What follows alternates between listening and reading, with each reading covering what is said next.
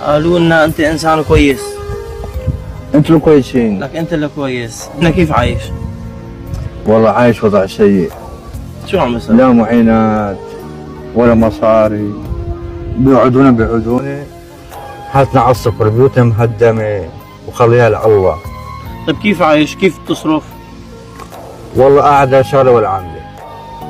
طيب شلون بتاكل وشلون بتشرب؟ والله امي بتطبخ هون عنه راح يطلع لا صوبه ولا شيء. اما بتطبخ على النار بطعميكم؟ اي والله.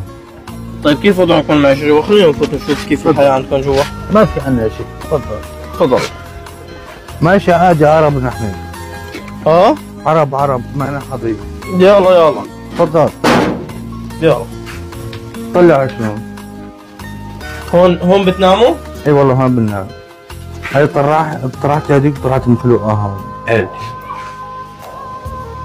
ما في عندكم